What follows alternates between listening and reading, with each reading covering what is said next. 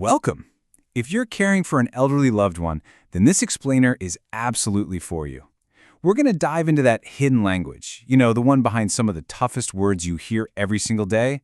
We'll look at how to flip those moments of conflict and turn them into real, genuine connection.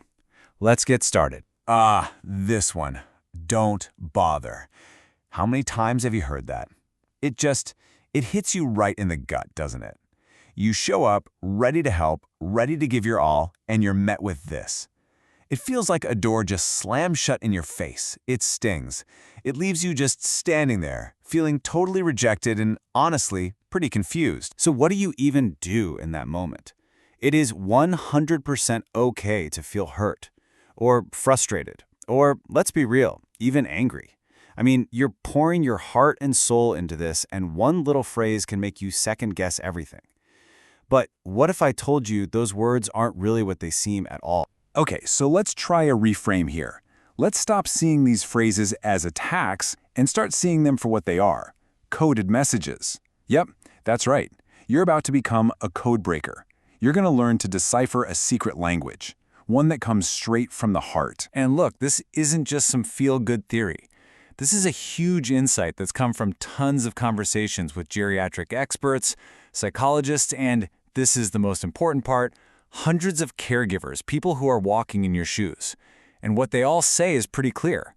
Behind those painful words, there's almost always a hidden emotion, like fear or shame, or even a kind of love they just don't know how to express. In fact, get this, a 2023 study from Semergen found that a whopping 85% of caregivers tend to get the meaning of these phrases wrong. So if you've been feeling like you're lost in translation, well, you're so not alone. You're actually in the majority here. All right, time to get practical. In this section, we're putting on our code breaker hats. We're going to take some of the most common and most frustrating phrases and crack them wide open. Let's find out what's really being said. Just look at this gap. It's huge, right? What you hear is pure rejection. Your help is not wanted. But what's really going on underneath? Often, it's this deep, profound fear of being abandoned. They feel like they're a burden, and they're terrified, literally terrified, that one day you're just going to say, you know what, I can't do this anymore, and just leave. So how do you fight that fear? You don't argue back. You validate it. A response like this, it directly tackles that fear of being a bother. It tells them, no, you're not a bother. Being with you is what I want. It completely changes the game from a moment of rejection to, hey, we're a team. Okay, here's another big one. I'm useless. What you hear is maybe sadness or someone just giving up, but the coded message? It's a desperate cry to feel needed. It's about losing their sense of purpose, feeling like they don't have a role anymore, that they don't matter to you or to anyone. And this is how you answer that cry. You tap right into that need to be useful. By asking for their help, asking for their expertise on something, you instantly give them back that feeling of value. You're reminding them, you are still the expert. You still have so much to offer. And what's the payoff for learning to do this? It's huge. Just learning to hear the emotion behind the words can slash daily conflicts by up to 70%. Think about that. That's not just a small change, that's a total transformation for your relationship and for your own peace of mind. But here's the thing. Being a good code breaker takes energy. It takes patience. And you just can't do it if your own tank is empty. You know the saying? You can't pour from an empty cup. So, for a minute, we need to pivot. We need to talk about you. And this right here is the biggest challenge for so many caregivers: emotional burnout. It's not just being tired. It's a bone-deep exhaustion that comes from constantly pushing down your own feelings, the frustration, the sadness, the grief. And that burnout is what steals the very empathy you need to be that code breaker. So what's the defense against it? One really powerful tool is what we're calling the caregiver's diary. And no, this isn't just about taking notes. Think of it as your own personal toolkit. It's a place to map out your toughest days, a safe space to get your own emotions out, and, I love this part, a place to log your invisible victories, those little wins that no one else sees.